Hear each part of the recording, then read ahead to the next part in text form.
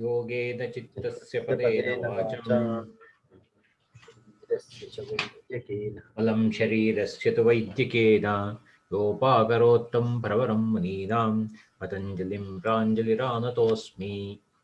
अथ साधनपादः। तपस्वाध्याय ईश्वर प्रणिधानानि क्रियायोगः समाधि भावनार्थः क्लेशतनूकरणार्थश्च अविद्या अस्मिता रागद्वेष अभिनिवेशाः पञ्चक्लेशाः। अविद्या क्षेत्रमुत्तरेषां प्रसप्ततनु विच्छिन्नोदाराणाम् अनित्याशुचि दुःखान् अनात्मसु दुःख नित्यशुचि सुखात् अनात्मसु दुःख अनात्मसु नित्यशुचि सुखात्माख्यातिः अविद्या दृग्दर्शनशक्त्योः एकात्मता इव अस्मिता सुखानुशयी रागः दुःखानुशयी द्वेषः स्वरसवाही विदुषोऽपि तथा रूढो अभिनिवेशः ते प्रति प्रसवहेयाः सूक्ष्माः ध्यानहेयास्तद्वृत्तयः क्लेशमूलः कर्माशयो दृष्टादृष्टजन्मवेदनीयः सतिमूले तद्विपाको जात्यायुर्भोगाः ते साधपरीतापफलाः पुण्यापुण्यहेतुत्वात् परिणामतापसंस्कारदुःखैः गुणवृत्तिः विरोधाश्च दुःखमेव सर्वं विवेकिनः हेयं दुःखम् अनागतं दृश्ययोः संयोगो हेयहेतुः प्रकाशक्रियास्थितिशीलं भूतेन्द्रियात्मकं भोगापवर्गार्थं दृश्यम् विशेष लिंगमात्रा अलिंगानि गुणपर्वाणि द्रष्ट दृशिमात्रः शुद्धोऽपि प्रत्ययानुपश्यः तदर्थ एव दृश्यस्य आत्मा कृतार्थं प्रति नष्टमपि अनष्टं तदन्यसाधारणत्वात् स्वस्वामिशक्त्योः स्वरूपो उपलब्धिहेतुः संयोगः तस्य हेतुः अविद्या तदभावात् संयोगाभावो हानं तदृशेः कैवल्यं विवेकख्यातिः अविप्लवा हानोपायः तस्य सप्तदा प्रान्तभूमिः प्रज्ञा योगाङ्गानुष्ठानात् अशुद्धिक्षये ज्ञानदीप्तिः अविवेकख्यातिः यमनियम आविवेकाख्यातेः ಪ್ರತಿ ದಿವಸ ಅಲ್ಲೇ ತಪ್ಪು ಮಾಡ್ತೀನಿ ಅದು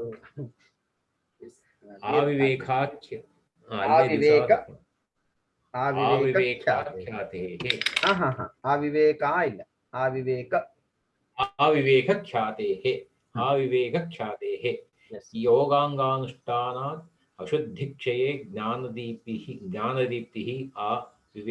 आविवेकख्यातेः यम नियमासन प्राणायाम प्रत्याहार धारणा ध्यान समाधयोः अष्टावङ्गानि अहिंसा सत्य आस्तेय ब्रह्मचर्य अपरिग्रह यमाः जातिदेश काल समयान् अनवच्छिन्नाः सार्वभौमा महाव्रतं शौच संतोष तपस्वाध्याय ईश्वर प्रणिधानानि नियमाः वितर्कबाधने प्रतिपक्षभावनं वितर्का हिंसादयः कृतकारिता अनुमोदिता लोभक्रोध मोहपूर्वक मृदुमध्यादिमात्रा दुःखाज्ञान अनन्तफला इति प्रतिपक्षभावनम् अहिंसा प्रतिष्ठायां तत्सन्निधौ वैरत्यागः सत्यप्रतिष्ठायां क्रियाफलाश्रयत्वम् अस्तेय प्रतिष्ठायां सर्वरत्नोपस्थानं ब्रह्मचर्यप्रतिष्ठायां वीर्यलाभः अपरिग्रहस्थैर्ये जन्मकथन्ता संबोधः शौचात् स्वाङ्गजुगुप्सा रैरसंसर्गः सत्त्वशुद्धि सौमनस्मै एकाग्र इन्द्रियजय आत्मदर्शन योग्यत्वानि च सन्तोषाद् अनुत्तमः सुखलाभः कार्गेन्द्रिय सिद्धिः अशुद्धिक्षयात् तपसः स्वाध्याय अधिष्ठदेवता संप्रयोगः स्वाध्यायात् संप्रयोगः समाधिसिद्धिः ईश्वरप्रणिधानात् स्थिरसुखमासनं प्रयत्नशैथिल्यानन्तसमापत्तिभ्यां ततो द्वन्द्वानभिघातः तस्मिन् सति श्वासप्रश्वासयोर्गतिविच्छेदः प्राणायामः बाह्याभ्यन्तरस्तम्भवृत्तिर्देशकालसङ्ख्याभिः परिदृष्टो दीर्घसूक्ष्मः बाह्याभ्यन्तरविषयाक्षेपी चतुर्थः ततः क्षीयते प्रकाशावरणं धारणासु च योग्यता मनसः स्वविषय संप्रयोगे चित्तस्य स्वरूपानुकार इव इन्द्रियाणां प्रत्याहारः ततः परमावश्यतेन्द्रियाणाम्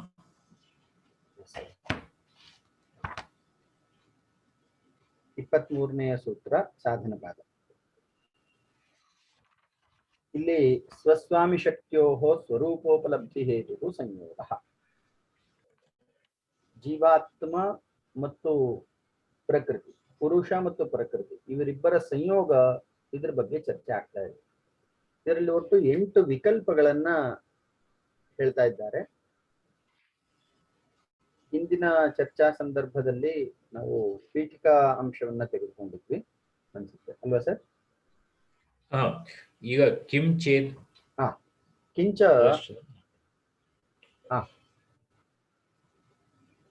ಆ ಪ್ರಶ್ನೆಯನ್ನು ಶುರು ಮಾಡಬೇಕು. ಓದ್ಲಾ ಸರ್ ಅಥವಾ ಓದ್ತೇವೆ? ಓದ್ಲಾ? ಕಿಂ ಚ ಇದಂ ಅದರ್ಶನಂ ನಾಮ ಕಿಂ ಗುಣಾನಾಂ ಅಧಿಕಾರಃ ಅಹೋಸ್ವಿದ್ ದೃಶಿರೂಪಸ್ಯ ಸ್ವಾಮಿನೋ ದರ್ಶಿತ ವಿಷಯಸ್ಯ ಪ್ರಧಾನಚಿತ್ತಸ್ಯ ಅನುತ್ಪಾದಃ ಸ್ವಸ್ಮಿನ್ ದೃಶ್ಯೆ ವಿದ್ಯಮಾನೆ ದರ್ಶನಾಭಾವಃ ಕಿಮರ್ಥವತ್ತಾ ಗುಣಾನಾಂ ಅವಿದ್ಯಾ ಸ್ವಚಿತ್ತೇನ ಸಹ ನಿರುದ್ಧ ಸ್ವಚಿತ್ತಸ್ಯ ಉತ್ಪತ್ತಿ ಬೀಜಂ ಕಿಂ ಸ್ಥಿತಿ ಸಂಸ್ಕಾರಕ್ಷಯೇ ಗತಿ ಸಂಸ್ಕಾರ ಅಭಿವ್ಯಕ್ತಿಃ ಯತ್ರ ಇದಂ ಉಕ್ತಂ ಪ್ರಧಾನಂ ಸ್ಥಿತೈವ ವರ್ತಮಾನಂ ವಿಕಾರ ಕರಣಾತ್ ಅಪ್ರಧಾನಂ ಸ್ಯಾತ್ ತಥಾ ಗತ್ಯೈವ ವರ್ತಮಾನಂ ವಿಕಾರ ನಿತ್ಯತ್ವಾತ್ ಪ್ರಧಾನಂ ಸ್ಯಾತ್ ನಿತ್ಯತ್ವಾತ್ ಅಪ್ರಧಾನಂ ಸ್ಯಾತ್ ಉಭಯತಾ ಚಾಸ್ಯ ಪ್ರವೃತ್ತಿಃ ಪ್ರಧಾನಂ ವ್ಯವಹಾರಂ ಲಭತೆ ನಾನ್ಯಥಾ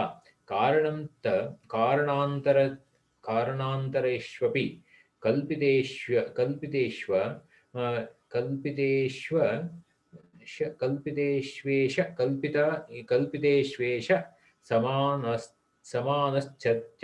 ಸಮಾನಶ್ಚರ್ಚಃ.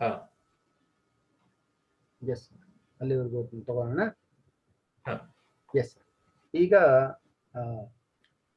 ಸಂಯೋಗದ ಬಗ್ಗೆ ಚರ್ಚೆ ತಗೊಂಡಿದ್ದಾರೆ. ಸಂಯೋಗವು ಯಾವ ರೀತಿಯದ ಸಂಯೋಗ, ಯಾವ ಸ್ವರೂಪದ ಸಂಯೋಗ ಇದು ಪುರುಷ ಮತ್ತು ಪ್ರಕೃತಿಯ ಜೊತೆಗೆ ಅಂತ ಹೇಳಿ ಪ್ರಶ್ನೆ.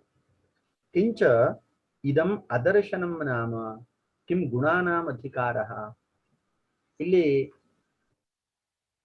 ಅದರ್ಶನಂ ನಾಮ ಕಿಂ ಗುಣಾನಾಂ ಅಧಿಕಾರಃ ಕಿಯತ್ ಪರ್ಯಂತಂ ಬರ್ತದೆ.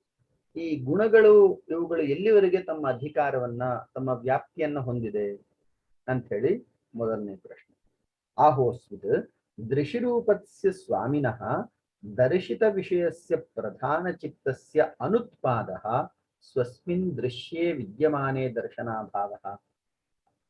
ಆಹೋಸ್ವಿತ್ ಅಂದ್ರೆ ಅಥವಾ ಅಂತ ಅರ್ಥ. ಇದನ್ನ, ಈ ಶಬ್ದವನ್ನ ವಿಶೇಷವಾಗಿ ಭಾಷ್ಯಗಳಲ್ಲಿ, ಪ್ರಾಚೀನ ಭಾಷ್ಯಗಳಲ್ಲಿ ಹೆಚ್ಚು ಕಡಿಮೆ ಶಂಕರಾಚಾರ್ಯರ ಭಾಷ್ಯ, ಮಧ್ವಾಚಾರ್ಯರು, ಈ ರೀತಿ ಎಲ್ಲ ಪ್ರಮುಖವಾದಂತಹ ಭಾಷ್ಯಕಾರರು ಈ ಶಬ್ದವನ್ನು ಬಳಸ್ಕೊಂಡಿದ್ದಾರೆ. ಪ್ರಾಯಶಃ ಎಲ್ಲಿ ವಿಭಿನ್ನ ಕೋಟಿಗಳು ಅಥವಾ ವಿಭಿನ್ನ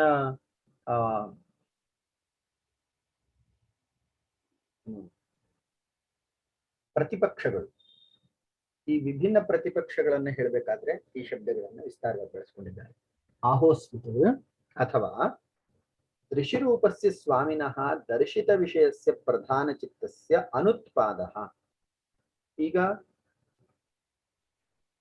ಎಲ್ಲಿಯವರೆಗೆ ಈ ದೃಶಿರೂಪಸ್ಯ ಸ್ವಾಮಿನಃ ಅಂದ್ರೆ ಪುರುಷನ ಚೈತನ್ಯಸ್ಯ ದರ್ಶಿತ ವಿಷಯಸ್ಯ ಪ್ರಧಾನ ಚಿತ್ತಸ್ಯ ಅನುತ್ಪಾದ. ಎಲ್ಲಿಯವರೆಗೆ ಈ ಪ್ರಕೃತಿಯು ಪುರುಷನನ್ನ ಸ್ವಸ್ವರೂಪದಿಂದ ನೋಡ್ಲಿಕ್ಕೆ ಸಾಧ್ಯವಿಲ್ಲವೋ ಅಲ್ಲಿಯವರೆಗೆ ಸಂಯೋಗ ಇರ್ತದೆ ಅನ್ನುವಂಥದ್ದು ಎರಡನೆಯ ಒಂದು ಮತ. ಸ್ವಸ್ಮಿನ್ ದೃಶ್ಯೇ ವಿದ್ಯಮಾನೆ ದರ್ಶನಾಭಾವ ಅಂದ್ರೆ ಎಲ್ಲಿಯವರೆಗೆ ಈ ಪ್ರಕೃತಿಯು ಪುರುಷನನ್ನ ನೋಡ್ಲಿಕ್ಕೆ ಸಾಧ್ಯವಿಲ್ಲವೋ ಅಲ್ಲಿಯವರೆಗೆ ಈ ಸಂಯೋಗ ಇರ್ತದೆ ಅನ್ನುವಂಥದ್ದು ಎರಡನೇ ಮತ. ಈ ಎರಡನೇ ಮತದಲ್ಲಿ ನಾವು ಭೋಗಾಪವರ್ಗಾರ್ಥಂ ದೃಶ್ಯಂ ಅನ್ನುವಂತಹ ಮಾತನ್ನ ಹಿಂದೆ ನೋಡಿದ್ವಿ. ಪುರುಷನ ಭೋಗ ಮತ್ತು ಅಪವರ್ಗ ಎಲ್ಲಿಗೆ ಸಾಧ್ಯ ಆಗ್ತದೆ?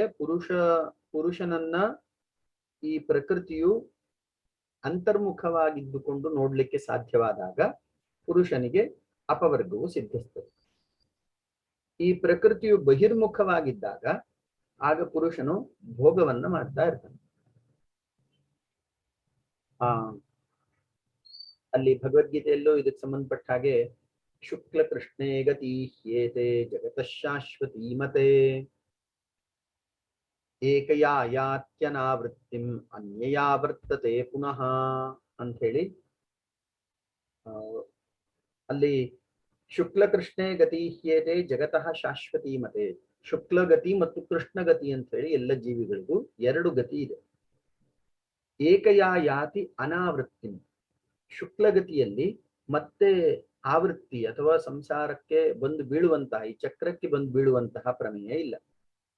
ಏಕಯಾ ಯಾತಿ ಅನಾವೃತ್ತಿ ನ ಆವರ್ತತೆ, ಅವನು ಮತ್ತೆ ವಾಪಸ್ಸೇ ಬರುವುದಿಲ್ಲ, ಈ ಜನನ ಮರಣ ಚಕ್ರಕ್ಕೆ ಮತ್ತೆ ಬರುವುದಿಲ್ಲ. ಅಂಥ ಗತಿಯನ್ನ ಶುಕ್ಲಗತಿ ಅಂತ ಹೇಳಿರ್ತಾರೆ. ಇನ್ನು ಕೃಷ್ಣಗತಿಯಲ್ಲಿ ಅನ್ಯಯ ಆವರ್ತತೆ ಪುನಃ, ಮತ್ತೆ ಮತ್ತೆ ಅವನು ಅಂದ್ರೆ ಆ ಜೀವಿಯು ಮತ್ತೆ ಮತ್ತೆ ಇದು ಸಂಸಾರ ಚಕ್ರಕ್ಕೆ ಬಂದು ಬೀಳ್ತಾ ಇರ್ತದೆ. ಜನನ ಮರಣ ಈ ಚಕ್ರದಲ್ಲಿ ಸಿಲುಕೊಂಡಿರ್ತದೆ. ಇಲ್ಲಿ ಹೇಳಲಿಕ್ಕೆ ಹೊರಟಿರುವಂತಹ ವಿಚಾರ, ಪುರುಷನಿಗೆ ಭೋಗವನ್ನು ಉಂಟು ಮಾಡುವಂತಹ ಸಂದರ್ಭದಲ್ಲಿ ಅವನು ಕೃಷ್ಣಗತಿಯನ್ನೇ ಹೊಂದಿರ್ತಾನೆ. ಅವನಿಗೆ ಅಪವರ್ಗ ಕೊಡುವಂತಹ ಸಂದರ್ಭದಲ್ಲಿ ಶುಕ್ಲಗತಿಯನ್ನು ಹೊಂದಿರ್ತಾನೆ. ಈ ರೀತಿ ಶುಕ್ಲಗತಿಯು ಮೋಚಕವಾಗಿರ್ತದೆ, ಕೃಷ್ಣಗತಿಯು ಬಂಧಕವಾಗಿರ್ತದೆ. ಇನ್ನು ಮೂರನೇದು ಕಿಂ ಅರ್ಥವತ್ತಾ ಗುಣಾನಾಂ, ಈ ಗುಣಗಳ ಅರ್ಥವತ್ತ ಪ್ರಯೋಜನಂ ಕಿಂ. ಈಗ ಮೂರು ಗುಣಗಳನ್ನು ಹೇಳಿದ್ದಾರೆ, ಸತ್ವಂ ರಜಃ ತಮಃ. ಈ ಮೂರು ಗುಣಗಳ ಪ್ರಯೋಜನ ಎಲ್ಲಿಯವರೆಗೆ ಇರ್ತದೆ ಅಂತ ಹೇಳಿ ಮೂರನೇ ಪ್ರಶ್ನೆ. ನಾಲ್ಕನೇದು ಅಥ ಅವಿದ್ಯಾ ಸ್ವಚಿತ್ತೇನ ಸಹ ನಿರುದ್ಧ ಸ್ವಚಿತ್ತಸ್ಯ ಉತ್ಪತ್ತಿ ಬೀಜಂ.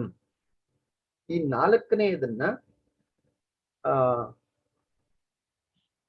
ಇಲ್ಲಿ ಪೇಜ್ ನಂಬರ್ 92ರಲ್ಲಿ ನೋಡಿ, ಆದಿದೇವಾನಂದರ ಪುಸ್ತಕದಲ್ಲಿ ವಾಚಸ್ಪತಿ ಮಿಶ್ರನ ಪ್ರಕಾರ ನಾಲ್ಕನೇ ವಿಕಲ್ಪವು ತಮ್ಮ ಸ್ವಂತ ಅಭಿಪ್ರಾಯಕ್ಕೆ ಅನುಕೂಲವಾಗಿದೆ. ಅಂದ್ರೆ ಸೂತ್ರಕಾರರ ಅಭಿಪ್ರಾಯಕ್ಕೆ ಈ ನಾಲ್ಕನೆಯ ವಿಕಲ್ಪ ಯೋಗ್ಯವಾಗಿದೆ ಅಂತ ಹೇಳಿ ಹೇಳ್ತಾ ಇದ್ದಾರೆ. ನಾಲ್ಕನೇ ವಿಕಲ್ಪ ಏನಾಯ್ತು?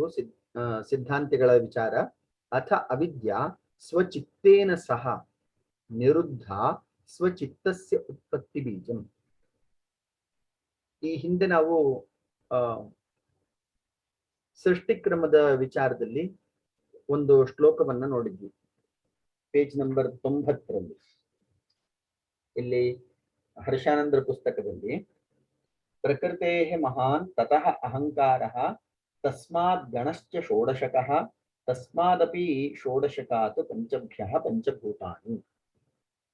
ಪೇಜ್ ನಂಬರ್ 90, ಹರ್ಷಾನಂದರ ಪುಸ್ತಕ, 3ನೇ ಪಂಕ್ತಿ. ಸೊ ಪ್ರಕೃತಿಯಿಂದ ಮಹತ್ತಿಂದ ಅಹಂಕಾರ, ಅಹಂಕಾರದಿಂದ 16 ಗುಣಗಳು, ಗಣ 16ರ ಗಣ ಅಂದ್ರೆ ಪಂಚ ಜ್ಞಾನೇಂದ್ರಿಯ, ಪಂಚ ಕರ್ಮೇಂದ್ರಿಯ, ಪಂಚ ತನ್ಮಾತ್ರೆಗಳು ಮತ್ತು ಮನಸ್ಸು. ಇದು ಸೃಷ್ಟಿಯ ಕ್ರಮ ಅಂತ ಸಾಂಖ್ಯರು ಮತ್ತು ಯೋಗಿಗಳು ಹೇಳುವಂಥದ್ದು. ಈ ಸೃಷ್ಟಿಯ ಕ್ರಮದಲ್ಲಿ ಹೇಗೆ ಸೃಷ್ಟಿ ಆಯ್ತು ಅಂದ್ರೆ ಯಾವ ಕಾರಣದಿಂದ ಯಾವ ಕಾರ್ಯ ಉತ್ಪತ್ತಿ ಆಯ್ತು, ಲಯ ಸಂದರ್ಭದಲ್ಲಿ ಆ ಕಾರ್ಯವು ತನ್ನ ಕಾರಣದಲ್ಲಿಯೇ ಲೀನ ಆಗಬೇಕು. ಈ 16ರ ಗಣವು ಅಹಂಕಾರದಲ್ಲಿ, ಅಹಂಕಾರವು ಮಹತ್ತಿನಲ್ಲಿ, ಮಹತ್ತು ಪ್ರಕೃತಿಯಲ್ಲಿ, ಹೀಗೆ ವ್ಯುತ್ಕ್ರಮದಲ್ಲಿ ಲೀನತೆಯನ್ನು ಹೊಂದುತ್ತಾ ಬರಬೇಕು. ಇಲ್ಲಿ ಏನ್ ಹೇಳ್ತಾ ಇದ್ದಾರೆ? ತಥಾ ಅವಿದ್ಯಾ ಸ್ವಚಿತ್ತೇನ ಸಹ ನಿರುದ್ಧ ಸ್ವಚಿತ್ತಸ್ಯ ಉತ್ಪತ್ತಿ ಬೀಜಂ. ಈ ಅವಿದ್ಯೆಯು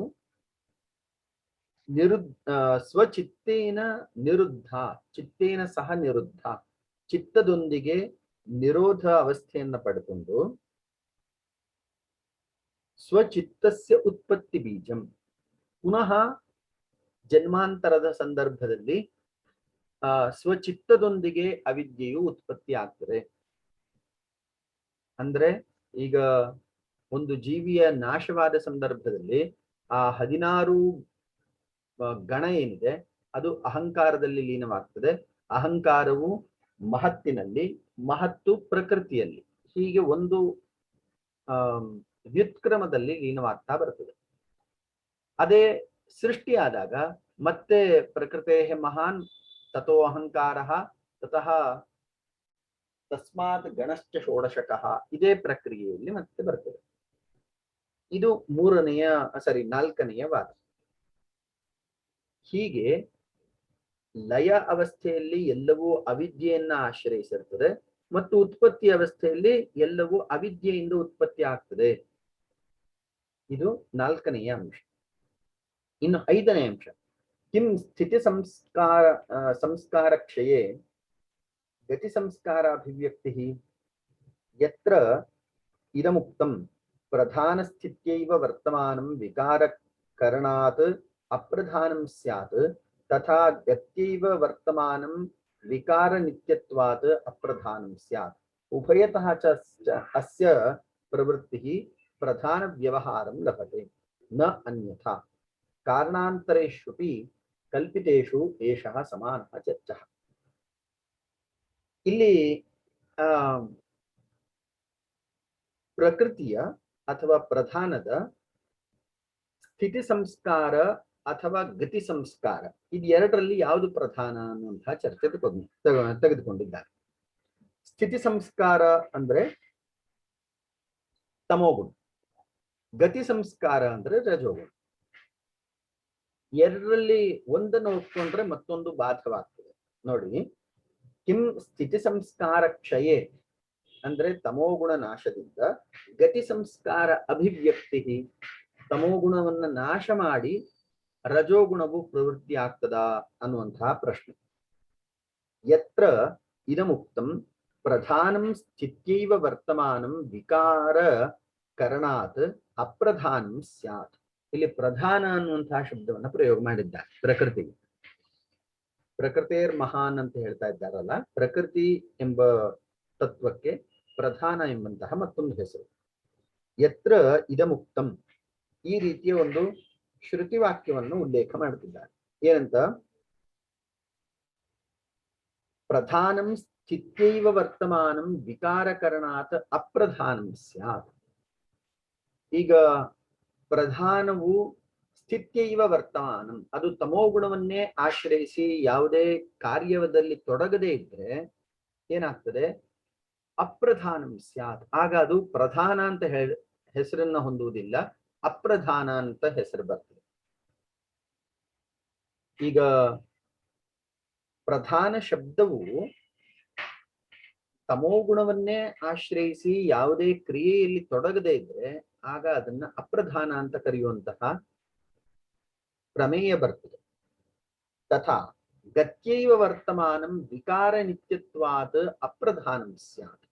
ಇನ್ನು ಯಾವಾಗ್ಲೂ ಚಲನಶೀಲವಾಗಿ ರಜೋಗುಣದಿಂದಲೇ ಕೂಡಿದ್ರೆ ಆಗ ಮತ್ತೇನು ಸಮಸ್ಯೆ? ವಿಕಾರ ನಿತ್ಯತ್ವಾತ್, ನಿತ್ಯವಾದಂತಹ ವಿಕಾರ ಸಂಭವಿಸುವುದರಿಂದ ಆ ವಿಕಾರವೆಲ್ಲವೂ ಕೂಡ ತಮೋಗುಣದ ಕಾರ್ಯರೂಪವಾದ್ದರಿಂದ ಅಪ್ರಧಾನಂ ಸ್ಯಾತ್. ಆಗ್ಲೂ ಕೂಡ ನಾವು ಒಂದು ನಿರ್ಣಯಕ್ಕೆ ಬರ್ಲಿಕ್ಕೆ ಆಗುದಿಲ್ಲ.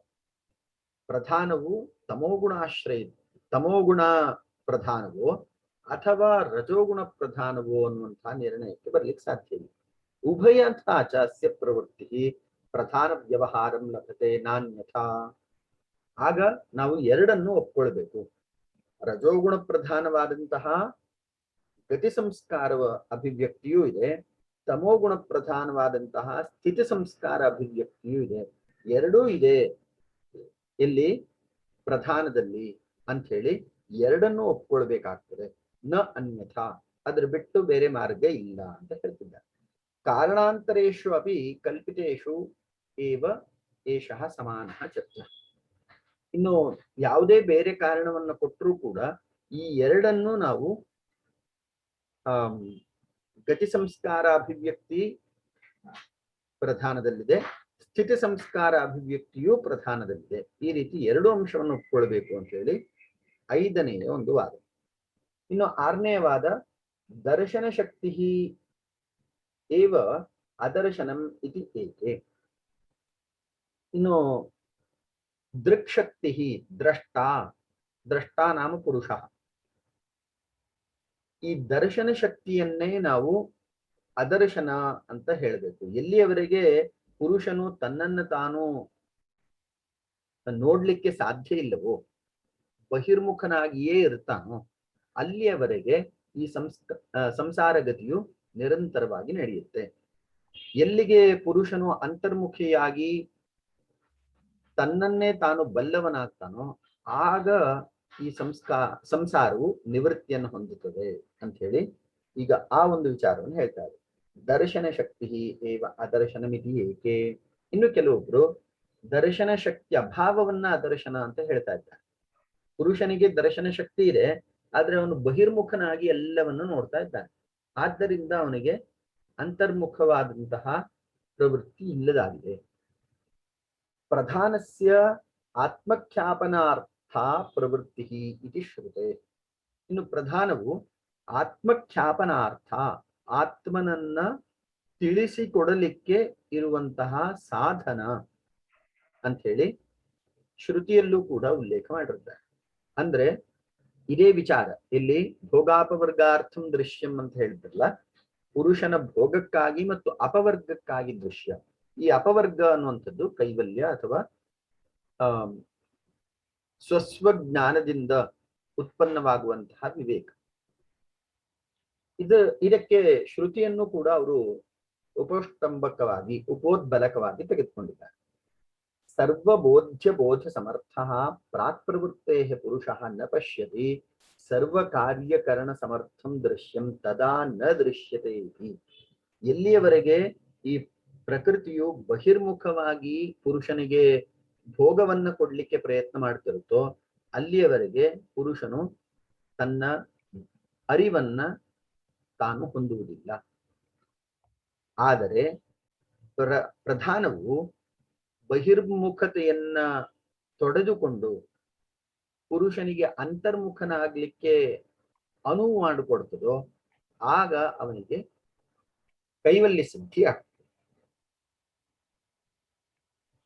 ಸರ್ವಬೋಧ್ಯ ಬೋಧ ಸಮರ್ಥ ಪ್ರಾಕ್ ಪ್ರವೃತ್ತೇ ಪ್ರಾಕ್ ಅಂದ್ರೆ ಈ ಬಹಿಃಪ್ರವೃತ್ತಿಗೆ ಮುಂಚೆ ಪುರುಷ ನ ಪಶ್ಯತಿ, ಅಲ್ಲಿಯವರೆಗೆ ಪುರುಷ ತನ್ನನ್ನು ತಾನು ನೋಡ್ಲಿಕ್ಕೆ ಸಾಧ್ಯ ಇಲ್ಲ. ಎಲ್ಲಿಯವರೆಗೆ ಬಹಿಃಪ್ರವೃತ್ತಿ ಇರ್ತದೋ, ಬಹಿರ್ಮುಖತೆ ಇರ್ತದೋ ಅಲ್ಲಿಯವರೆಗೆ ಪುರುಷ ತನ್ನನ್ನು ತಾನು ನೋಡ್ಲಿಕ್ಕೆ ಸಾಧ್ಯ ಇಲ್ಲ. ಗೀತೆಯಲ್ಲೂ ನಾವು ಈ ವಿಚಾರವನ್ನ ಪರಾಮರ್ಶೆ ಮಾಡಬಹುದು. ಇಲ್ಲಿ ಭೋಗೈಶ್ವರ್ಯ ಪ್ರಸಕ್ತಾನಾಂ ತಯಾಪಹೃತ ಚೇತಸಾಂ ವ್ಯವಸಾಯಾತ್ಮಿಕಾ ಬುದ್ಧಿ ಸಮಾಧು ನ ವಿಧೀಯತೆ. ಯಾರ ಮನಸ್ಸು ಬಹಿರ್ಮುಖವಾಗಿಯೇ ಸಂಚರಿಸ್ತಾ ಇರ್ತದೋ, ಭೋಗೈಶ್ವರ್ಯ ಪ್ರಸಕ್ತಾನ ತಯಾ ಅಪಹೃತ ಚೇತಸಾಂ, ಅವರಿಗೆ ಅಂತಹ ಮನುಷ್ಯರಿಗೆ, ಬಹಿರ್ಮುಖವಾದಂತಹ ಮನುಷ್ಯರು, ನಾನು ಈ ವಸ್ತುವನ್ನ ಈ ವಿಷಯವನ್ನ ಉಪಭೋಗ ಮಾಡಬೇಕು ಎಂಬಂತಹ ಪ್ರವೃತ್ತಿಯೇ ಹೆಚ್ಚಾಗಿ ಯಾರ ಮನಸ್ಸಿನಲ್ಲಿ ಇರ್ತದೋ, ಭೋಗೈಶ್ವರ್ಯ ಪ್ರಸಕ್ತಾನಾಂ ತಯಾ ಅಪಹೃತ ಚೇತಸಾಂ ವ್ಯವಸಾಯಾತ್ಮಿಕಾ ಬುದ್ಧಿ ಸಮಾಧು ನ ವಿಧೀಯತೆ. ಅಂಥವರ ಮನಸ್ಸು ಅಂತರ್ಮುಖವಾಗಿ ಸಮಾಧಿಯನ್ನು ಹೊಂದಲಿಕ್ಕೆ ಸಾಧ್ಯವೇ ಇಲ್ಲ. ಎರಡೂ ಪ್ರವೃತ್ತಿಗಳು ಪರಸ್ಪರ ವಿಭಿನ್ನ. ತಮಃ ಪ್ರಕಾಶವತ್ತು ವಿಭಿನ್ನ ಸ್ವಭಾವ. ಒಂದು ಕತ್ತಲೆ ಇದ್ರೆ ಬೆಳಕಿರುವುದಿಲ್ಲ, ಬೆಳಕಿದ್ರೆ ಕತ್ತಲೆ ಇರುವುದಿಲ್ಲ. ಹಾಗೆ ಮನಃಪ್ರವೃತ್ತಿಯು ಬಹಿರ್ಮುಖವಾಗಿದ್ರೆ ಸಮಾಧಿಯು ಸಾಧ್ಯ ಇಲ್ಲ. ಮನಃಪ್ರವೃತ್ತಿಯು ಅಂತರ್ಮುಖವಾಗಿದ್ರೆ ಅಥವಾ ಸಮಾಧಿ ಮುಖವಾಗಿದ್ರೆ ಹೊರಗಿನ ಆಸೆಗಳು ಅವನಿಗೆ ಇರುವುದಿಲ್ಲ. ಹೀಗೆ ಎರಡೂ ಕೂಡ ವಿಭಿನ್ನ ಪ್ರವೃತ್ತಿ. ಬಹಿರ್ಮುಖನಾಗಿಯೂ ನಾನು ಸಮಾಧಿಯನ್ನು ಅನುಭವಿಸ್ತೇನೆ ಅನ್ನುವಂಥದ್ದು ಕೇವಲ ಮಿಥ್ಯಾಚಾರ ಸೌಚ್ಯತೆ ಅಂತ ಹೇಳ್ಬಿಟ್ಟಿದ್ದಾನೆ ಪರಮಾತ್ಮ ಇಲ್ಲಿ ಭಗವದ್ಗೀತೆಯಲ್ಲಿ. ಏನು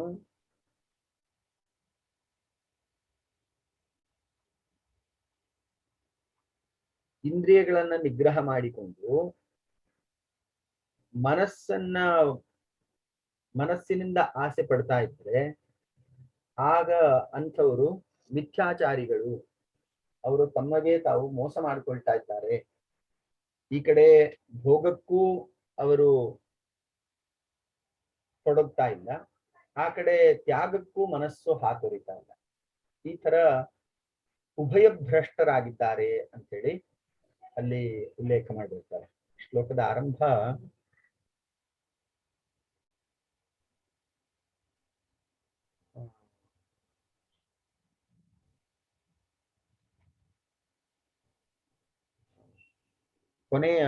ಕೊನೆಯ ಭಾಗ ಮಿಥ್ಯಾಚಾರ ಸೌಚ್ಯತೆ. ಅಂಥವರು ಮಿಥ್ಯಾಚಾರಿಗಳು, ಅವರು ಧಾಂಬಿಕರು ಅನ್ನುವಂತಹ ಅರ್ಥದಲ್ಲಿ ಪ್ರಯೋಗ ಮಾಡಿದ್ದಾರೆ. ಇಲ್ಲಿ ಹೇಳುವಂತಹ ವಿಚಾರ ಏನು? ಎಲ್ಲಿಯವರೆಗೆ ಮನಸ್ಸು ಬಹಿರ್ಮುಖತೆಯನ್ನು ಹೊಂದಿರುತ್ತದೋ ಅಲ್ಲಿಯವರೆಗೆ ಸಮಾಧಿ ಸಾಧ್ಯ ಇಲ್ಲ. ಯಾವಾಗ ಅಂತರ್ಮುಖತೆಯನ್ನು ಹೊಂದಿರುತ್ತೋ ಆಗ ಬಹಿಹಿ ಅಥವಾ ಹೊರಗಿನ ಆಕರ್ಷಣೆಯ ಆಸಕ್ತಿಗಳು ಇರುವುದಿಲ್ಲ. ಇನ್ನು 7ನೇ, ಉಭಯಸ್ಯ ಅಪಿ ಅದರ್ಶನಂ ಧರ್ಮ ಇತಿ ಏಕೆ. ಇನ್ನು ಎರಡನ್ನೂ ನೋಡದೇ ಇರುವಂಥದ್ದು ಧರ್ಮ ಅಥವಾ ಸಂಯೋಗ ಕಾರಣಂ ಅಂತ ಹೇಳಿ ಇನ್ನು ಕೆಲವೊಬ್ರು ಹೇಳ್ತಾ ಇದ್ದಾರೆ. ತತ್ರ ಇಲ್ಲಿ ಇತಿ ಏಕೆ ಅನ್ನುವಂತಹ ಪ್ರಯೋಗ ಏಕೆ ಮುಖ್ಯಾನ್ಯ ಕೇವಲಾಹ ಅಂತ ಹೇಳಿ ಅಮರಕೋಶ. ಏಕೆ ಅಂದ್ರೆ ಕೆಲವೊಂದು ದಾರ್ಶನಿಕರ ಗುಂಪು ಹೀಗೆ ಹೇಳ್ತಾ ಇದೆ ಅಂತ ಹೇಳಿ ದಾರ್ಶನಿಕರಲ್ಲಿ ಕೆಲವೊಬ್ಬರ ವಿಚಾರಗಳನ್ನ ಆಗಾಗ್ಗೆ ಪರಾಮರ್ಶೆ ಮಾಡ್ತಾ ಅಲ್ಲಿ ಖಂಡನೆ ಮಾಡ್ತಾ ಬರ್ತಾ ಇರ್ತಾರೆ. ತತ್ರ ಇದಂ ದೃಶ್ಯಸ್ಯ ಸ್ವಾತ್ಮಭೂತಮಪಿ ಪುರುಷ ಪ್ರತ್ಯಕ್ಷಾಪೇಕ್ಷಂ ದರ್ಶನಂ ದೃಶ್ಯಧರ್ಮತ್ವೇನ ಇವ ಭವತಿ ತಥಾ ಪುರುಷಸ್ಯ ಅನಾತ್ಮಭೂತಮಪಿ ದೃಶ್ಯ ಪ್ರತ್ಯಯ ಅಪೇಕ್ಷಂ ಪುರುಷಧರ್ಮತ್ವೇನ ಇವ ದರ್ಶನಂ ಅವಭಾಸತೆ. ಏನು ಹೇಳ್ತಾ ಇದ್ದಾರೆ? ತತ್ರ ಇದಂ ದೃಶ್ಯಸ್ಯ ಸ್ವಾತ್ಮಭೂತಂ ಅಪಿ. ದೃಶ್ಯ ಅನ್ನುವಂಥದ್ದು ಪ್ರಧಾನ ಮತ್ತು ಅದರ ಎಲ್ಲ ಉತ್ಪನ್ನಗಳು. ಸ್ವಾತ್ಮಭೂತಮಪಿ ಪುರುಷ ಪ್ರತ್ಯಯಾಪೇಕ್ಷಂ. ಇವು ದೃಶ್ಯವು ಅಥವಾ ಪ್ರಧಾನ, ಮಹತ್ತು, ಅಹಂಕಾರ ಮತ್ತು ಈ 16ರ ಗಣ ಇವೆಲ್ಲವೂ ಕೂಡ ಅವುಗಳು ತಮ್ಮದೇ ಆದಂತಹ ಅಸ್ತಿತ್ವವನ್ನು ಹೊಂದಿದ್ರೂ ಕೂಡ ಪುರುಷ ಪ್ರತ್ಯಯ ಅಪೇಕ್ಷಂ ದರ್ಶನಂ ದೃಶ್ಯ ಧರ್ಮತ್ವೇನ ಇವ ಭವತಿ. ಪುರುಷನ ಅಪೇಕ್ಷೆಯಂತೆ ಅವು ನಡೆದುಕೊಳ್ತವೆ. ಅಂದ್ರೆ ಪುರುಷನ ಭೋಗಕ್ಕೆ ಮತ್ತು ಅವನ ಇಚ್ಛೆಯಂತೆ ಈ 16ರ ಗಣ, ಅಹಂಕಾರ, ಮಹತ್ತತ್ವ ಮತ್ತು ಪ್ರಧಾನ ಇವೆಲ್ಲವೂ ನಡೆದುಕೊಳ್ತವೆ. ಇದಕ್ಕೆ ಸ್ವಂತ ಅಸ್ತಿತ್ವ ಇದೆ, ಆದ್ರೆ ಪುರುಷನಿಗೋಸ್ಕರ ಕೆಲಸ ಮಾಡ್ತದೆ. ತಥಾ ಪುರುಷಸ್ಯ ಅನಾತ್ಮಭೂತಮಪಿ ದೃಶ್ಯ ಪ್ರತ್ಯಯ ಅಪೇಕ್ಷಂ ಪುರುಷ ಧರ್ಮತ್ವೇನ ಇವ ದರ್ಶನಂ ಅವಭಾಸತೆ. ಪುರುಷಸ್ಯ ಅನಾತ್ಮಭೂತಮಪಿ, ಪುರುಷನು ತನ್ನ ಇಚ್ಛೆಯನ್ನ ವ್ಯಕ್ತಪಡಿಸದೇ ಇದ್ರೂ ಕೂಡ ಈ ಪ್ರಧಾನ ಮುಂತಾದಂತಹ ಪದಾರ್ಥಗಳು ಪುರುಷನಿಗೋಸ್ಕರವೇ ಪ್ರವೃತ್ತಿಯನ್ನು ಉಂಟು ಮಾಡುತ್ತದೆ. ಪುರುಷನು ಭೋಗ್ಯನು ಸರಿ ಭೋಗಿ, ಪ್ರಧಾನವು ಭೋಗ್ಯ. ಈ ಪ್ರಧಾನವು ಪುರುಷನ ಅಪೇಕ್ಷೆ ಇರಲಿ ಇಲ್ಲದೆ ಇರಲಿ ಪುರುಷನಿಗೋಸ್ಕರವೇ ತನ್ನ ಕಾರ್ಯವನ್ನು ಮಾಡುತ್ತದೆ. ಹೀಗೆ 7ನೆಯ ಮತ. ಇನ್ನು ದರ್ಶನ ಜ್ಞಾನಂ ಏವ ಅದರ್ಶನಮಿತಿ ಕೇಚಿತ್ ಅಭಿದದತಿ. ದರ್ಶನ ಜ್ಞಾನಂ ಏವ, ಪುರುಷನ ದರ್ಶನ ಜ್ಞಾನವೇ ಸಂಯೋಗ ಕಾರಣ ಅಂತ ಹೇಳಿ ಕೆಲವೊಬ್ಬರ ಅಭಿಪ್ರಾಯ. ಇತಿ ಏತೇ ಶಾಸ್ತ್ರಗತಾಃ ವಿಕಲ್ಪಾಃ. ಹೀಗೆ ಅನೇಕರು ಅನೇಕ ವಿಧವಾಗಿ ಪುರುಷ ಮತ್ತು ಪ್ರಕೃತಿಯ, ಪುರುಷ ಮತ್ತು ಪ್ರಧಾನದ ಸಂಯೋಗದ ಬಗ್ಗೆ, ಅದರ ಲಕ್ಷ್ಯ, ಲಕ್ಷಣ, ಅವಶ್ಯಕತೆ, ಅದರ ಸಾಧ್ಯತೆ, ಅವೆರಡರ ಜೀವಿತಾವಧಿ, ಸಂಯೋಗದ ಜೀವಿತಾವಧಿ ಮತ್ತು ಅವೆರಡರ ಅಂತ್ಯ, ಈ ಎಲ್ಲ ವಿಚಾರಗಳ ಬಗ್ಗೆ ವಿಭಿನ್ನವಾದಂತಹ ಮತಗಳಿವೆ. ಇತಿ ಏತೆ ಶಾಸ್ತ್ರಗತಾಃ ವಿಕಲ್ಪಾಃ ತತ್ರ ವಿಕಲ್ಪ ಬಹುತ್ವಂ ಏತತ್ ಸರ್ವ ಪುರುಷಾಣಾಂ ಗುಣಾನಾಂ ಸಂಯೋಗಃ ಸಾಧಾರಣ ವಿಷಯಂ. ಸಂಯೋಗಃ ಸಾಧಾರಣ ವಿಷಯಂ. ಯಾರು ಏನೇ ವಾದವನ್ನ ಅಥವಾ ವಿಚಾರಗಳನ್ನ ಮಂಡಿಸಲಿ, ಪುರುಷ ಮತ್ತು ಪ್ರಕೃತಿಯ ಸಂಯೋಗದ ಬಗ್ಗೆ ಯಾರಿಗೂ ವಿಮತ ಇಲ್ಲ ಅಥವಾ ವಿರುದ್ಧವಾದಂತಹ ವಿಚಾರಗಳಿಲ್ಲ. ಪುರುಷನು ಪ್ರಕೃತಿಯೊಂದಿಗೆ ಸಂಯುಕ್ತನಾಗಿದ್ದಾನೆ, ಈ ವಿಚಾರವಾಗಿ ಎಲ್ಲರದು ಸಹಮತ ಇದೆ ಅಂತ ಹೇಳಿ ಇಲ್ಲಿಗೆ ಸ್ವಸ್ವಾಮಿ ಶಕ್ತಿಯೋ ಸ್ವರೂಪ ಉಪಲಬ್ಧಿ ಹೇತು ಸಂಯೋಗ. ಪುರುಷ ಪ್ರಕೃತಿಯರ ಸಂಯೋಗದಿಂದಲೇ ಸಂಸಾರವು ಪ್ರವೃತ್ತವಾಗ್ತದೆ. ವಿವೇಕ ದರ್ಶನದಿಂದ ಅಜ್ಞಾನವು ನಿವೃತ್ತವಾಗಿ ಪುರುಷನು ಸ್ವಯಂ ಸಂಸಾರವನ್ನ ಕಳೆದುಕೊಂಡು ಪ್ರಕೃತಿಗಿಂತ ಬೇರೆಯಾಗಿ ಸ್ವ ಅಸ್ತಿತ್ವವನ್ನು ಉಳಿಸ್ಕೊಳ್ತಾನೆ. ಇದಕ್ಕೆ ಇನ್ನೊಂದು ಉದಾಹರಣೆ, ಹೇಗೆ ನೀರಿನ ಮೇಲೆ ಕಟ್ಟಿದಂತಹ ಪಾಚಿ, ಈ ಪಾಚಿಯು ಕೆಳಗಿರುವಂತಹ ನೀರನ್ನ ನಮಗೆ ತೋರಿಸುವುದಿಲ್ಲ. ಅದಕ್ಕೆ ನೀರಿಗೂ ಮತ್ತು ನಮಗೂ ಮಧ್ಯ ಅಂತರಾಯವಾಗಿ ಕಂಡು ಬರ್ತದೆ. ಆ ಪಾಚಿಯನ್ನು ತೆಗೆದಾಗ ಶುದ್ಧವಾದಂತಹ ನಿರ್ಮಲ ಜಲ ನಮಗೆ ಉಪಲಬ್ಧವಾಗ್ತದೆ. ಅದೇ ಥರನೇ ವಿವೇಕ ಅನ್ನುವಂಥದ್ದು ಅಜ್ಞಾನದ ನಾಶಕ್ಕಾಗಿಯೇ ಹೊರತು ಜ್ಞಾನ ಪ್ರಧಾನ ಕಾರ್ಯವನ್ನು ಮಾಡಲಿಕ್ಕಾಗಿ ಅಲ್ಲ. ಇದು ಪ್ರಮುಖವಾದಂತಹ ವಿಚಾರ. ವಿವೇಕದಿಂದ ಅಜ್ಞಾನ ನಿವೃತ್ತಿ ಆಗ್ತದೆ, ಸಂಯೋಗ ನಿವೃತ್ತಿ ಆಗ್ತದೆ.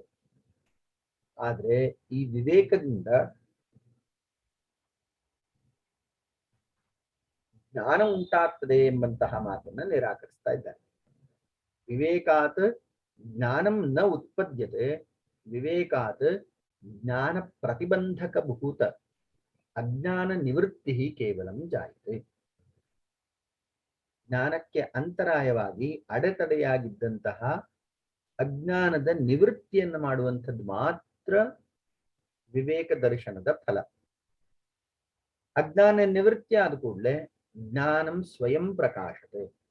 ಆತ್ಮನು ಸ್ವಪ್ರಕಾಶಶೀಲನಾಗಿರ್ತಾನೆ, ಸ್ವತಃ ಪ್ರಕಾಶ ಸ್ವಭಾವವುಳ್ಳವನಾಗಿರ್ತಾನೆ. ಆದ್ದರಿಂದ ಇಲ್ಲಿ ವಿವೇಕದ ಮಹತ್ವ ಮತ್ತು ಇತಿಮಿತಿ, ಈ ಎರಡೂ ಅಂಶಗಳನ್ನ ಈ ಸೂತ್ರದಲ್ಲಿ ಚರ್ಚೆ ಮಾಡಿರ್ತಾರೆ. ಹೋಗೋಣ ಸರ್. Yes sir. ತಸ್ಯ ಹೇತುಃ ಅವಿದ್ಯಾ. ವಿಪರ್ಯಯ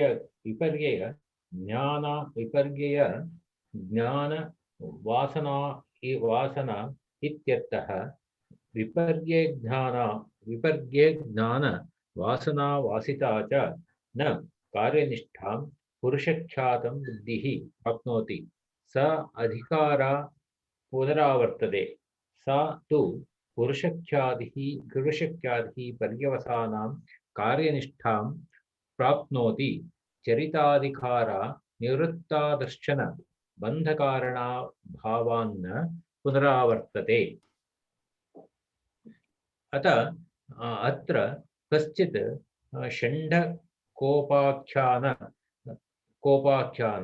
कोपाख्यानेन उद्घाटयति मुग्धया भार्यया अभिधीयते षण्डकः। आर्यपुत्र अपत्यवती मे भगिनी किमर्थं नाहम् इति। स ताम् आह मृतस्तेऽहम् अपत्यम् उत्पादयिष्यामि इति। तत इदं विद्यमानं ज्ञानं चित्तनिवृत्तिं न करोति, विनष्टं करिष्यतीति का प्रत्याशा। तत्राचार्यदेशीयो वक्ति ननु बुद्धिः निवृत्तिरेव मोक्षः। अदर्शनकारणात् भावात् बुद्धिः निवृत्तिः। तत् च अदर्शनं बन्धकारणं दर्शनान् निवर्तते। तत्र चित्तनिवृत्तिः एव मोक्षः। किमर्थम् अस्थान एवास्य मतिविभ्रमः। यस्तु प्रत्यक्चेतनस्य स्वबुद्धि संयोगः। प्रत्यक्चेतनस्य ಅಂದ್ರೆ ಜೀವಾತ್ಮನಿಗೆ ಸ್ವಬುದ್ಧಿ ಸಂಯೋಗः ಬುದ್ಧ್ಯಾ ಸಹ ಸಂಯೋಗः ತಸ್ಯ ಹೇತುಃ ಅವಿದ್ಯಾ. ಅವಿದ್ಯೆಯಿಂದಲೇ ಈ ಎಲ್ಲ ಸಂಸಾರ ಮತ್ತು ಸಂಕಷ್ಟಗಳು ಉಂಟಾಗ್ತವೆ. ಅವಿದ್ಯೆಯು ಎಲ್ಲದಕ್ಕೂ ಮೂಲ ಕಾರಣ. ಅಲ್ಲಿ ಹಿಂದೆ ನಮಗೆ ಅವಿದ್ಯಾಸ್ಮಿತಾ ರಾಗದ್ವೇಷ ಅಭಿನಿವೇಶ ಪಂಚಕ್ಲೇಶಾಹ ಅಂತ ಹೇಳಿ ಹಿಂದಿನ ಪಾಠದಲ್ಲಿ ಹೇಳಿದ್ರು. ಪಂಚಕ್ಲೇಶಗಳಲ್ಲೂ ಪುನಃ ಅವಿದ್ಯಾ ಕ್ಷೇತ್ರ ಮುತ್ತರೇಶಾಂ ಪ್ರಸುಪ್ತ ತನು ವಿಚ್ಛಿನ್ನೋದಾರಾಣಾಂ ಅನ್ನುವಂತಹ ಸೂತ್ರದಲ್ಲಿ 5 ಕ್ಲೇಶಗಳಿದ್ದರೂ ಕೂಡ ಅವಿದ್ಯೆಯ ಅನುಪಾತವಾಗಿ ಉಳಿದಂತಹ ಕ್ಲೇಶಗಳು ಇರ್ತವೆ. ಅವಿದ್ಯೆಯು ಹೆಚ್ಚಾಗಿದ್ದಾಗ ಉಳಿದಂತಹ ಕ್ಲೇಶಗಳು ಹೆಚ್ಚಾಗಿರ್ತವೆ. ಅವಿದ್ಯೆ ಕಡಿಮೆ ಆದಷ್ಟು ಉಳಿದಂತಹ ಕ್ಲೇಶಗಳು ಕಡಿಮೆ ಆಗ್ತದೆ. It is directly proportionate with other 4 ಕ್ಲೇಶಸ್. ಅವಿದ್ಯೆಯು ಮತ್ತು ಉಳಿದಂತಹ 4 ಕ್ಲೇಶಗಳು ಪರಸ್ಪರ ಸಮಾನ ಅನುಪಾತದಲ್ಲಿ ಇರ್ತದೆ. ಪ್ರಪೋರ್ಷನೇಟ್ ಅನುಪಾತದಲ್ಲಿ ಇರ್ತದೆ. ತಸ್ಯ ಹೇತು ಅವಿದ್ಯಾ. ಈ ಸೂತ್ರದಲ್ಲಿ ಅವಿದ್ಯೆಯೇ ಸಂಸಾರ ಬಂಧಕ್ಕೆ ಮೂಲ ಕಾರಣ ಅಂತ ವಿಚಾರವನ್ನು ಹೇಳ್ತಾ ಇದ್ದಾರೆ. ವಿಪರ್ಯಯ ಜ್ಞಾನ ವಾಸನಾ ಇತ್ಯರ್ಥಃ. ವಿಪರ್ಯಯೋ ಮಿಥ್ಯಾ ಜ್ಞಾನಮ ತದ್ರೂಪ ಪ್ರತಿಷ್ಠಂ ಸೂತ್ರ ಹಿಂದೆ ಓದಿದ್ವಿ. ವಿಪರ್ಯಯ ನಾಮ ಕಿಂ? ಮಿಥ್ಯಾ ಜ್ಞಾನಂ ಅನ್ಯಥಾ ಜ್ಞಾನಂ. ವಿಪರ್ಯಯೋ ಮಿಥ್ಯಾ ಜ್ಞಾನಂ ಅತದ್ರೂಪ ಪ್ರತಿಷ್ಠಂ. ಯಾವ ವಸ್ತು ಹೇಗಿದೆಯೋ ಆ ವಸ್ತುವನ್ನ ಅದರಂತೆ ಗ್ರಹಿಸದೆ ಅನ್ಯಥಾ ಗ್ರಹಿಸುವಂಥದ್ದೇ ವಿಪರ್ಯಯ. ವಿಪರ್ಯಯ ಅನ್ನೋ ಶಬ್ದಕ್ಕೆ ಸರಳ ಕನ್ನಡದಲ್ಲಿ ಹೇಳುವುದಾದ್ರೆ ಅನ್ಯಥಾ ಜ್ಞಾನಂ. ಈಗ ಒಂದು ಹಗ್ಗ ಇದೆ, ಹಗ್ಗವನ್ನ ನಾವು ಹಾವು ಅಂತ ಭ್ರಮಿಸುವಂಥದ್ದು ವಿಪರ್ಯಯ. ಒಂದು ಮರೀಚಿಕೆ ಇದೆ, ಅಲ್ಲಿ ನೀರು ಅಂತ ಭ್ರಮಿಸುವಂಥದ್ದು ವಿಪರ್ಯಯ. ಹೀಗೆ ವಸ್ತುವಿನ ಸ್ವಭಾವವನ್ನ ಅರಿತುಕೊಳ್ಳದೆ ಮತ್ತೊಂದು ರೀತಿ ಗ್ರಹಣೆ ಮಾಡುವಂಥದ್ದು ವಿಪರ್ಯಯ. ವಿಪರ್ಯಯ ಜ್ಞಾನ ವಾಸನಾ ವಾಸಿತಾಚ ನ ಕಾರ್ಯನಿಷ್ಠಾಂ ಪುರುಷಖ್ಯಾತಂ ಬುದ್ಧಿ ಪ್ರಾಪ್ನೋತಿ. ಯಾರು ವಿಪರ್ಯಯದಿಂದ ಕೂಡಿರ್ತಾನೋ ಅಥವಾ ಅನ್ಯಥಾ ಗ್ರಹಣ ಸ್ವಭಾವಯುಕ್ತವಾಗಿರ್ತಾನೋ ಅವನು ಪುರುಷಖ್ಯಾತಂ ಬುದ್ಧಿ ನ ಪ್ರಾಪ್ನೋತಿ. ಅವನಿಗೆ ವಿಷಯದ ಗ್ರಹಣೆ ಆಗ್ಲಿಕ್ಕೆ ಸಾಧ್ಯ ಇಲ್ಲ. ಅಫ್ಕೋರ್ಸ್, ಯಾಕಂದ್ರೆ ಅವನು ಅನ್ಯಥಾ ಗ್ರಹಣೆಯಲ್ಲಿಯೇ ಇದ್ದಾನೆ. ಈಗ ಒಂದು ಒಂದು ಹಗ್ಗವನ್ನ ಒಬ್ಬ ಹಗ್ಗ ಎಂಬುದಾಗಿ ಗ್ರಹಿಸ್ತಾನೆ, ಮತ್ತೊಬ್ಬ ಹಾವು ಎಂಬುದಾಗಿ ಗ್ರಹಿಸ್ತಾನೆ. ಹಾವು ಎಂಬ ಗ್ರಹಣೆ ಉಳ್ಳವನಿಗೆ ಹಗ್ಗ ಎಂಬಂತಹ ತತ್ವಾರ್ಥ ಅವಬೋಧನೆ ಉಂಟಾಗ್ಲಿಕ್ಕೆ ಸಾಧ್ಯ ಇಲ್ಲ. ಯಾಕಂದ್ರೆ ಅವನು ಭ್ರಮೆಯಲ್ಲಿಯೇ ಇದ್ದಾನೆ. ಆ ಭ್ರಮೆಯಿಂದ ಹೊರಗೆ ಬರಬೇಕಾದ್ರೆ ಮೊದಲು ಅವನು ಅದು ಹಗ್ಗ ಹಾವಲ್ಲ ಅನ್ನುವಂತಹ ಸ್ಪಷ್ಟ ಪರಿಜ್ಞಾನ ಪಡ್ಕೊಳ್ಬೇಕಾಗ್ತದೆ, ವಿವೇಕ ಜ್ಞಾನ ಬೇಕಾಗ್ತದೆ. ಇದನ್ನ ಇಲ್ಲಿ ಹೇಳ್ತಾ ಇದ್ದಾರೆ. ವಿಪರ್ಯೇ ಜ್ಞಾನ ವಾಸನಾ ವಾಸಿತಾಹ ಚ ನ ಕಾರ್ಯನಿಷ್ಠಾಂ ಪುರುಷಖ್ಯಾತಂ ಬುದ್ಧಿ ಪ್ರಾಪ್ನೋತಿ. ಎಲ್ಲಿಯವರೆಗೆ ವಿಪರ್ಯ ಜ್ಞಾನ ಇರ್ತದೋ ಅಲ್ಲಿಯವರೆಗೆ ವಸ್ತು ಜ್ಞಾನ ಉಂಟಾಗುವುದಿಲ್ಲ. ಸಾಧಿಕಾರ ಪುನಃ ಪುನಃ ಆವರ್ತತೆ. ಅಲ್ಲಿ ಜ್ಞಾನೋತ್ಪತ್ತಿಯವರೆಗೆ ಅವನಿಗೆ ವಿಪರ್ಯ ಜ್ಞಾನವೇ ಮಾರ್ಗದರ್ಶಕವಾಗಿ ಮುಂದುವರಿತಾ ಇರ್ತದೆ. ಅವನಿಗೆ ತಥ್ಯಜ್ಞಾನ ಉಂಟಾಗುವವರೆಗೆ ಮಿಥ್ಯಜ್ಞಾನವು ನಡೀತಾ ಇರುತ್ತೆ. ಸಾತು ಪುರುಷಖ್ಯಾತಿ ಪರ್ಯವಸಾನಾಂ ಕಾರ್ಯನಿಷ್ಠಾಂ ಪ್ರಾಪ್ನೋತಿ. ಎಲ್ಲಿಗೆ ಪುರುಷಖ್ಯಾತಿ ಪರ್ಯವಸಾನಾಂ, ಅವಿದ್ಯೆಯು ಎಲ್ಲಿಗೆ ಮುಗಿತದೆ ಅಂದ್ರೆ ಪುರುಷನ ನಿಜ ಸ್ವರೂಪ ಅವಬೋಧದಿಂದ ಅವಿದ್ಯೆಯು ನಾಶ ಆಗ್ತದೆ. ಪುರುಷಖ್ಯಾತಿ ಪರ್ಯವಸಾನಾಂ ಕಾರ್ಯನಿಷ್ಠಾಂ ಪ್ರಾಪ್ನೋತಿ ಚರಿತಾಧಿಕಾರ ನಿವೃತ್ತ ದರ್ಶನ ಬಂಧಕರಣಾಭಾವಾತ್ ನ ಪುನರಾವರ್ತದೆ. ಇದನ್ನೇ ಅಲ್ಲಿ ಗೀತೆಯಲ್ಲೂ ಹೇಳಿತ್ತು. ಶುಕ್ಲಕೃಷ್ಣೇ ಗತಿಹ್ಯೇತೆ ಜಗತ ಶಾಶ್ವತೆ ಮತೆ ಏಕಯಾ ಯಾತಿ ಅನಾವೃತ್ತಿಂ. ಅವನು ವಾಪಸ್ ಬರುವುದಿಲ್ಲ, ಒನ್ ವೇ.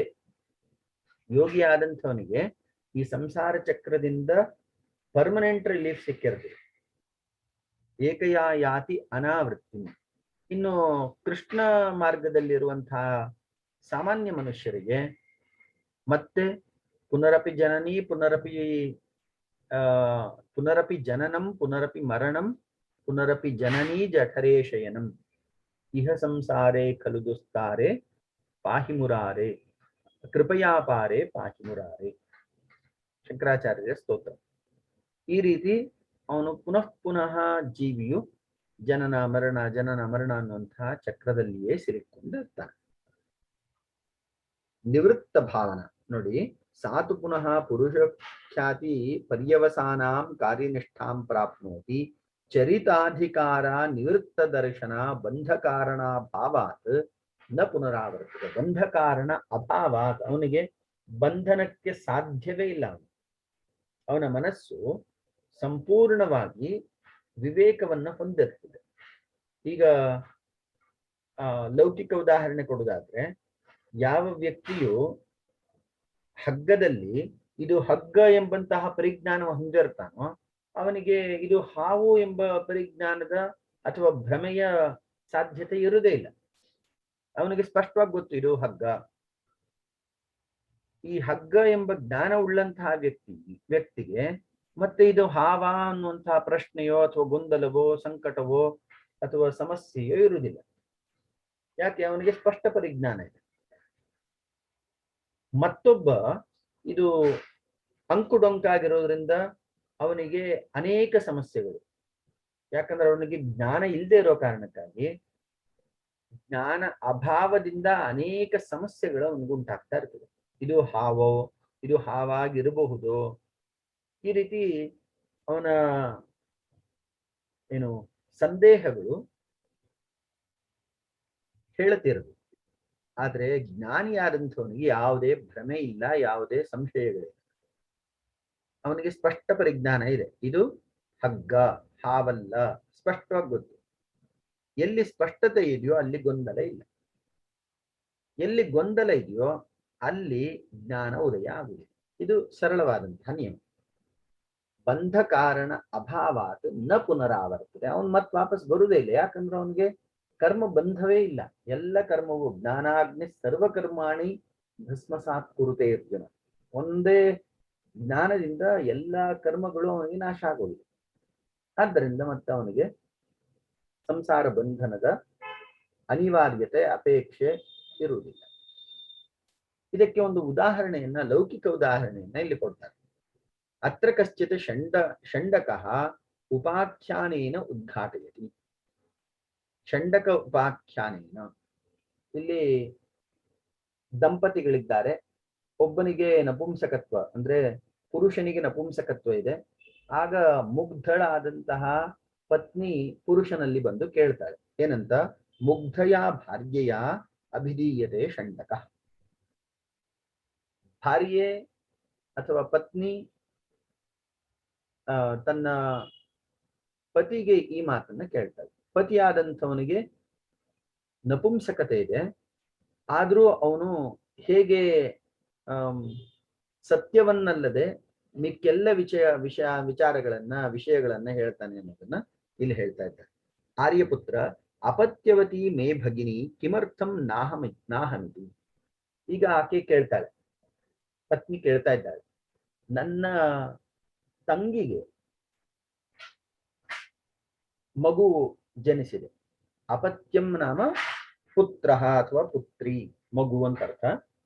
ನನ್ನ ತಂಗಿಗೆ ಮದುವೆ ಆಗಿ ಮಕ್ಕಳಿದ್ದಾರೆ. ಅಪತ್ಯವತಿ ಮೇ ಭಗಿನಿ ಕಿಮರ್ಥಂ ನಾಹಮಿತಿ, ನನಗೆ ಯಾಕೆ ಮಕ್ಕಳಾಗ್ತಾ ಇಲ್ಲ ಅಂತ ಹೇಳಿ ಆಕೆ ತನ್ನ ಪತಿಯನ್ನ ಕೇಳ್ತಾಳೆ. ಆದ್ರೆ ಪತಿ ಏನ್ ಹೇಳ್ತಾನೆ, ಸಹ ತಾಂ ಆಹ ಮೃತಃ ತೇ ಅಹಂ ಅಪತ್ಯಂ ಉತ್ಪಾದಯಿಷ್ಯಾಮಿ. ನಾನು ತೀರಿಕೊಂಡ ನಂತರ ಮೃತಃ ತೇ ಅಹಂ ಅಪತ್ಯಂ ಉತ್ಪಾದಯಿಷ್ಯಾಮಿ, ನಾನು ನಿನಗೆ ಈ ಜನ್ಮದಲ್ಲಿ ಅಥವಾ ಈಗ ನಿನಗೆ ಮಕ್ಕಳ ಭಾಗ್ಯವನ್ನು ಕೊಡುವುದಿಲ್ಲ, ನಾನು ಸತ್ತ ನಂತರ ನಿನಗೆ ಮಕ್ಕಳ ಭಾಗ್ಯವನ್ನು ಉಂಟು ಮಾಡುತ್ತೇನೆ ಅಂಥೇಳಿ ಹೇಳಿದ ಥರ ಇಲ್ಲಿ ಒಂದು ಲೌಕಿಕವಾದಂತಹ ದೃಷ್ಟಾಂತವನ್ನ ಉಲ್ಲೇಖ ಮಾಡ್ತಾ ಇದ್ದಾರೆ. ಉತ್ಪಾದಯಿಷ್ಯಾಮಿ ಇತಿ ತಥಾ ಇದಂ ವಿದ್ಯಮಾನಂ ಜ್ಞಾನಂ ಚಿತ್ತ ನಿವೃತ್ತಿಂ ನ ಕರೋತಿ ವಿನಷ್ಟಂ ಕರಿಷ್ಯತಿ ಇತಿ ಕಾ ಪ್ರತ್ಯಾಶಾ. ತಥಾ ಇದಂ ವಿದ್ಯಮಾನಂ ಜ್ಞಾನಂ ಚಿತ್ತ ನಿವೃತ್ತಿಂ ಕರೋತಿ, ಚಿತ್ತ ನಿವೃತ್ತಿಂ ನ ಕರೋತಿ. ಈ ಜ್ಞಾನವು ಚಿತ್ತವನ್ನ ನಿವಾರಣೆ ಮಾಡುವುದಿಲ್ಲ, ಬದಲಾಗಿ ವಿನಷ್ಟಂ ಕರೋತಿ ಇತಿ ಕಾ ಪ್ರತ್ಯಾಶ. ಇದು ವಿಚಿತ್ರವಾಗಿದೆಯಲ್ಲ ನಿಮ್ಮ ವಾದ ಅಂತ ಹೇಳಿ ಕೇಳ್ತಾ ಇದ್ದಾರೆ. ಜ್ಞಾನವು ಅಜ್ಞಾನವನ್ನ ನಿವೃತ್ತಿ ಮಾಡಬೇಕು, ಆದ್ರೆ ಇಲ್ಲಿ ನೀವೇನ್ ಹೇಳ್ತಾ ಇದ್ದೀರಿ, ವಿದ್ಯಮಾನಂ ಜ್ಞಾನಂ ಚಿತ್ತ ನಿವೃತ್ತಿಂ ನ ಕರೋತಿ. ಇದು ಅಜ್ಞಾನವನ್ನ ಈ ವಿವೇಕ ಅನ್ನುವಂತಹ ಜ್ಞಾನವು ಜ್ಞಾನಕ್ಕೆ ಕಾರಣವಾಗುವುದಿಲ್ಲ, ಬದಲಾಗಿ ವಿನಷ್ಟಂ ಕರಿಷ್ಯತಿ ಇತಿ ಕಾ ಪ್ರತ್ಯಾಶ, ಅದಕ್ಕೆ ಪೂರಕವಾಗಿರ್ತದೆ ಅಂತ ಹೇಳುವಂಥದ್ದು ಎಷ್ಟು ಸರಿ. ತತ್ರ ಆಚಾರ್ಯ ದೇಶೀಯ ಭಕ್ತಿ ನನು ಬುದ್ಧಿ ನಿವೃತ್ತಿ ಏವ ಮೋಕ್ಷ ಅದರ್ಶನ ಕಾರಣಾಭಾವಾತ್ ಬುದ್ಧಿ ನಿವೃತ್ತಿ. ಇನ್ನು ಬುದ್ಧಿ ನಿವೃತ್ತಿಯ ಬಗ್ಗೆ ಇಲ್ಲಿ ಒಂದು ವಿಚಾರವನ್ನು ಹೇಳ್ತಾ ಇದ್ದಾರೆ. ವಿವೇಕ ಖ್ಯಾತಿಯಿಂದ ಜ್ಞಾನ ಉಂಟಾಗುವುದಿಲ್ಲ. ವಿವೇಕ ಖ್ಯಾತಿಯಿಂದ ಏನು ಉಂಟಾಗ್ತದೆ ಅಂದ್ರೆ ಅಜ್ಞಾನ ನಿವೃತ್ತಿ ಆಗ್ತದೆ. ಇಲ್ಲಿ ಸ್ವಲ್ಪ ಸೂಕ್ಷ್ಮವಾದಂತಹ ವಿಚಾರ ಪ್ರಸ್ತಾವನೆ ಮಾಡ್ತಾ ಇದ್ದಾರೆ. ವಿವೇಕ ಖ್ಯಾತಿಯಿಂದ ಅಜ್ಞಾನ ನಿವೃತ್ತಿ ಮಾತ್ರ ಆಗ್ತದೆ, ಅಜ್ಞಾನ ನಿವೃತ್ತಿ ಮಾತ್ರ ಆಗ್ತದೆ, ಜ್ಞಾನ ಸಿಗುವುದಿಲ್ಲ. ಬದಲಾಗಿ ಜ್ಞಾನವು ಸ್ವಯಂ ಪ್ರಕಾಶವಾಗ್ತದೆ. ಅಜ್ಞಾನವು ನಿವೃತ್ತಿ ಆಗುವುದು ಮಾತ್ರ ವಿವೇಕದ ಒಂದು ಪ್ರಯೋಜನ, ಲಾಭ ಅಂತ ಹೇಳ್ತಾ ಇದ್ದಾರೆ. ತಚ್ಚ ಅದರ್ಶನಂ ಬಂಧಕಾರಣಂ ದರ್ಶನಾತ್ ನಿವರ್ತದೆ. ಈ ಸಂಸಾರ ಬಂಧಕ್ಕೆ ಕಾರಣವಾದಂತಹ ಅಜ್ಞಾನವು, ಅವಿದ್ಯೆಯು ನಾಶವಾದಾಗ ಜ್ಞಾನವು ಸ್ವಯಂ ಪ್ರಕಾಶವಾಗಿರ್ತದೆ. ತತ್ರ ಚಿತ್ತ ನಿವೃತ್ತಿ ಏವ ಮೋಕ್ಷ. ಈಗ ನಾವು ಮೊದಲನೆಯ ಸೂತ್ರವನ್ನು ನೋಡ್ಬೇಕು. ಏನಂತ? ಯೋಗಶ್ಚಿತ್ತವೃತ್ತಿ ನಿರೋಧ. ಯೋಗೋ ನಾಮಕಃ ಚಿತ್ತವೃತ್ತಿ ನಿರೋಧ. ಚಿತ್ತವು ವೃತ್ತಿರಹಿತವಾದಂತಹ ಪ್ರಶಾಂತ ನಿರ್ಮಲ ಅವಸ್ಥೆಯನ್ನ ಪಡ್ಕೊಂಡ್ರೆ ಅದನ್ನ ಯೋಗ ಅಂತ ಕರೆದಿದ್ದಾರೆ. ಅಂದ್ರೆ ವಿವೇಕ ಖ್ಯಾತಿಯು ಅಜ್ಞಾನವನ್ನು ನಿವೃತ್ತಿ ಮಾಡ್ತದೆ. ಅಜ್ಞಾನ ನಿವೃತ್ತಿ ಆದ ಕೂಡಲೇ ಜ್ಞಾನ ಸ್ವಯಂ ಪ್ರಕಾಶವಾಗ್ತದೆ. ಇಷ್ಟು ಸಿದ್ಧಾಂತಿಗಳ ವಿಚಾರ. ಕಿಮರ್ಥಂ ಅಸ್ಥಾನೇ ಏವ ಅಸ್ಯ ಮತಿ ಭ್ರಮಃ. ಆದ್ದರಿಂದ ನಾವು ಈ ವಿಚಾರವಾಗಿ ಮತಿ ಭ್ರಮಣೆ ಮಾಡಿಕೊಳ್ಳುವ ಅವಶ್ಯಕತೆ ಇಲ್ಲ. ಇಲ್ಲಿ ಸ್ಪಷ್ಟವಾಗಿ ಸಿದ್ಧಾಂತಿಗಳ ವಿಚಾರವನ್ನ ಮಂಡನೆ ಮಾಡಿದ್ದಾರೆ. ಜ್ಞಾನವು ಅಜ್ಞಾನವನ್ನ ಮಾತ್ರ ನಿವೃತ್ತಿ ಮಾಡ್ತದೆ, ವಿವೇಕ ಜ್ಞಾನವು ಅಜ್ಞಾನವನ್ನ ನಿವೃತ್ತಿ ಮಾಡ್ತದೆ. ಆಗ ಪುರುಷ ಖ್ಯಾತಿಯು ಸ್ಪಷ್ಟವಾಗಿ ಪ್ರಕಾಶವಾಗ್ತದೆ. ಇದಕ್ಕೆ ಉದಾಹರಣೆ, ತಿಳಿಯಾದಂತಹ ನೀರಿನ ಮೇಲೆ ಹೇಗೆ ಪಾಚಿ ಕಟ್ಟಿಕೊಂಡಾಗ ಅಂತಹ ಪಾಚಿಯನ್ನು ತೆಗೆಯುವಂಥದ್ದು ಮಾತ್ರ ಒಬ್ಬನ ಅಥವಾ ವ್ಯಕ್ತಿಯ ಕೆಲಸ, ಅಲ್ಲಿ ಇರುವಂತಹ ತಿಳಿಯ ನೀರನ್ನು ಉತ್ಪಾದನೆ ಮಾಡುವಂಥದ್ದಲ್ಲ. ತಿಳಿ ನೀರು ಸ್ವಯಂ ಇದೆ, ನಾಶ ಮಾಡಬೇಕಾಗಿರೋದು ಯಾವುದು? ಮೇಲಿರುವಂತಹ ಪಾಚಿಯನ್ನು ಮಾತ್ರ. ಅದೇ ರೀತಿ ಅಜ್ಞಾನವನ್ನ ನಿವೃತ್ತಿ ಮಾಡುವಂಥದ್ದು ಮಾತ್ರ ಕೆಲಸ, ಜ್ಞಾನವು ಸ್ವಯಂ ಪ್ರಕಾಶವಾಗ್ತದೆ. ಇಷ್ಟು ವಿಚಾರವನ್ನ ಈ ಸೂತ್ರದಲ್ಲಿ ಹೇಳಿದ್ದಾರೆ. ಇಲ್ಲಿ ನಿಲ್ಲಿಸ್ಕೊಳ್ಳೋಣ ಸರ್. ಓಕೆ. ಯೋಗೇನ ಚಿತ್ತಸ್ಯ ಪದೇನ ವಾಚಾಂ ಮಲಂ ಶರೀರಸ್ಯ ಚ ವೈದ್ಯಕೇನ ಯೋಪಾಕರೋತ್ತಂ ಪ್ರವರಂ ಮುನೀನಾಂ ಪತಂಜಲಿಂ ಪ್ರಾಂಜಲಿರಾನತೋಸ್ಮಿ. ಓಕೆ, ನಾಳೆ ಧನ್ಯವಾದ. ಸೋಮವಾರ. ಧನ್ಯವಾದ.